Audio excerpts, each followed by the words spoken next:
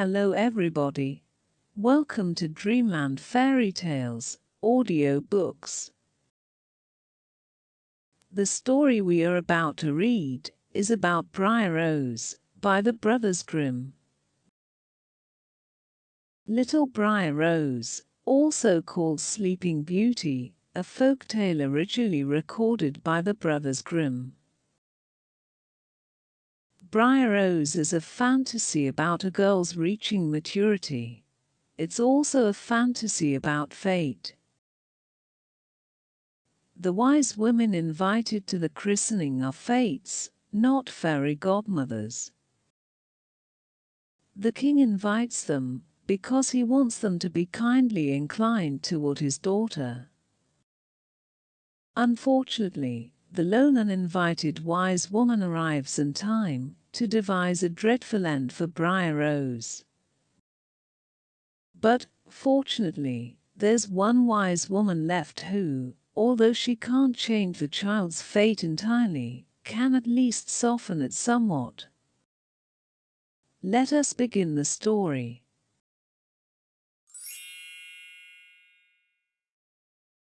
A long time ago there were a king and queen who said every day, "Ah, if only we had a child," but they never had one. But it happened that once, when the queen was bathing, a frog crept out of the water onto the land and said to her, "Your wish shall be fulfilled. Before a year has gone by, you shall have a daughter." What the frog had said came true, and the queen had a little girl who was so pretty that the king could not contain himself for joy and ordered a great feast.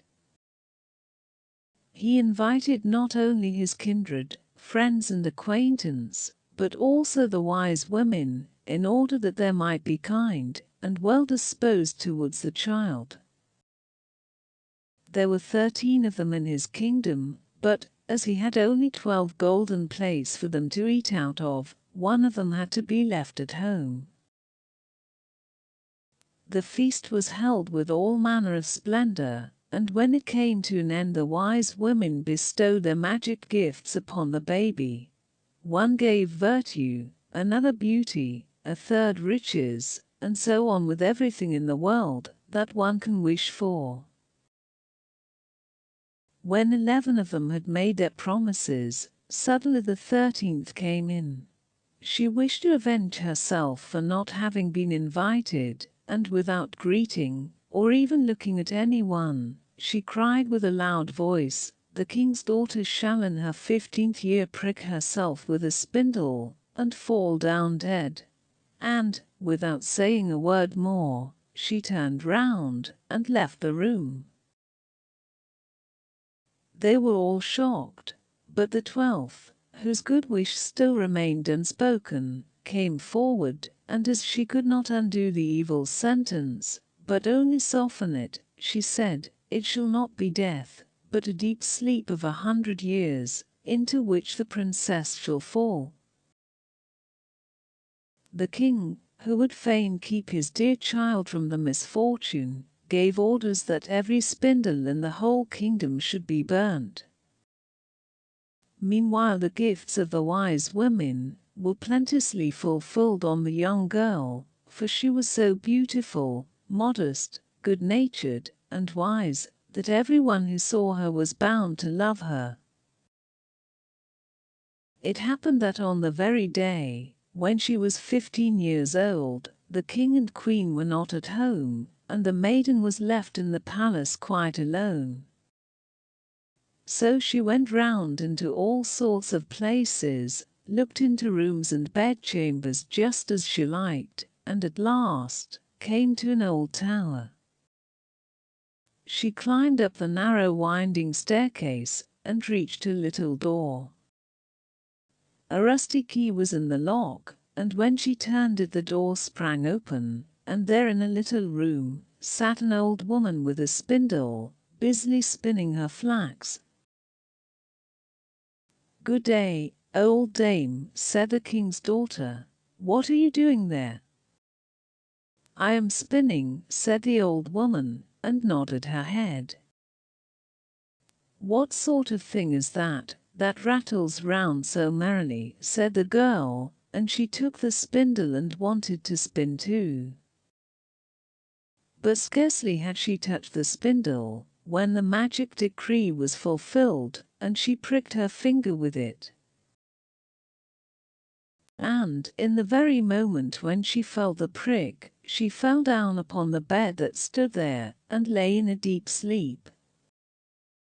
And this sleep extended over the whole palace. The king and queen, who had just come home, and had entered the great hall, began to go to sleep, and the whole of the court with them. The horses, too, went to sleep in the stable, the dogs in the yard, the pigeons upon the roof, the flies on the wall, even the fire that was flaming on the hearth became quiet and slept, the roast meat left off frizzling, and the cook, who was just going to pull the hair of the scullery boy, because he had forgotten something, let him go, and went to sleep. And the wind fell, and on the trees before the castle not a leaf moved again. But round about the castle there began to grow a hedge of thorns, which every year became higher, and at last grew close up round the castle and all over it, so that there was nothing of it to be seen, not even the flag upon the roof. But the story of the beautiful sleeping Briar Rose, for so the princess was named, went about the country, so that from time to time kings' sons came and tried to get through the thorny hedge into the castle. But they found it impossible, for the thorns held fast together, as if they had hands, and the youths were caught in them, could not get loose again, and died a miserable death. After long, long years a king's son came again to that country, and heard an old man talking about the thorn hedge, and that a castle was set to stand behind it, in which a wonderfully beautiful princess, named Briar Rose, had been asleep for 100 years, and that the king and queen and the whole court were asleep likewise. He had heard, too, from his grandfather, that many kings' sons had already come, and had tried to get through the thorny hedge, but they had remained sticking fast in it, and had died a pitiful death. Then the youth said, "I am not afraid, I will go and see the beautiful Briar Rose." The good old man might dissuade him as he would, he did not listen to his words. But by this time the 100 years had just passed, and the day had come when Briar Rose was to awake again. When the king's son came near to the thorn hedge, it was nothing but large and beautiful flowers, which parted from each other of their own accord, and let him pass unhurt. Then they closed again behind him like a hedge. In the castle yard he saw the horses and the spotted hounds lying asleep. On the roof sat the pigeons with their heads under their wings.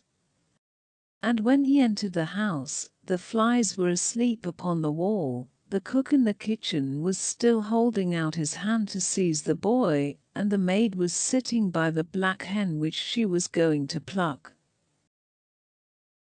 He went on farther, and in the great hall he saw the whole of the court lying asleep, and up by the throne lay the king and queen. Then he went on still farther, and all was so quiet that a breath could be heard, and at last he came to the tower, and opened the door into the little room where Briar Rose was sleeping.